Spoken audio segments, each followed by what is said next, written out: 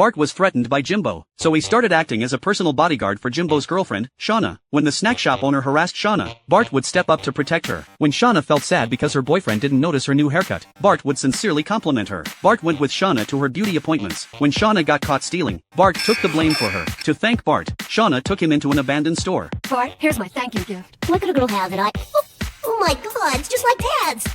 After that day, Bart couldn't even focus on anything else anymore. Shauna found Bart and confessed her feelings for him, and the two started dating. Bart drove Shauna out to hang out. They played video games together, and went swimming together. But unfortunately, Jimbo found out about everything. Jimbo tied Bart up and beat him. When Jimbo wasn't looking, Bart hurried to escape. But what Bart didn't expect was that Jimbo and his friends had already set an ambush at his house. Bart snuck up to the treehouse with Shauna, but Jimbo and his crew kept patrolling below. All the exits were being watched, and there was no way for the two of them to get away. Suddenly, Lisa's voice rang out. It turned out Lisa had been keeping an eye on Bart for a long time, waiting for the right moment to help when they needed it. But Jimbo managed to find their hiding spot by following the sound of their voices.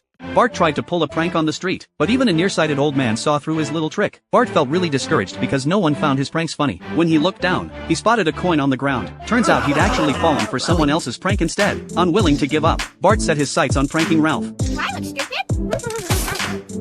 Wow, licorice! Heartbroken, Bart threw away all his prank tools. Marge took Lisa to the Capitol to compete in a contest, so she left Maggie with Homer. Homer immediately passed Maggie off to Bart. With Maggie by his side, Bart's mood lifted right away. The two pretended to be adults to ride a roller coaster. When Bart saw someone picking on Maggie, he jumped in to fight back at once. Bart started pulling pranks with Maggie, dressing her up like an angel to trick Flanders and his kids. Bart asked a store owner to watch Maggie for a minute, but the next second, Maggie broke. Bart gave Maggie a haircut just like his own. When he heard Homer's voice, Bart quickly hid behind the couch. Maggie pretended to reach for a baby bottle on the floor. Homer kindly bent down to help, only to trip and fall hard. Homer grabbed Maggie by the neck, but Bart rushed out just in time to stop him. The sight of two Barts scared Homer half to death. Bart, you're a great kid, but if I had another one like you, I'd hang myself from a highway overpass, please. Bart had no choice but to fix Maggie's haircut back to normal.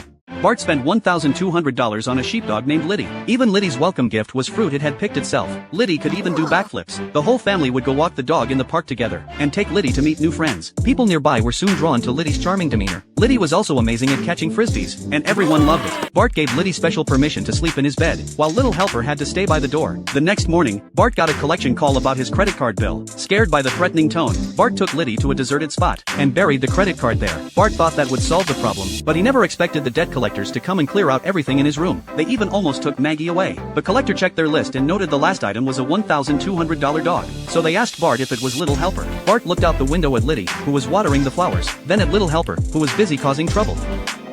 Yeah, that's it right. That's how Little Helper got taken away. And in Bart's mind, it was even sent to a ship to be used as fuel. Thankfully, that was just a fantasy of Bart's, but he already felt regret, and decided to get Little Helper back. Bart took a photo to the salvage warehouse, and learned that Little Helper had been bought by someone wearing a plaid skirt. Bart tracked down Willie. Look at him, and I ate him.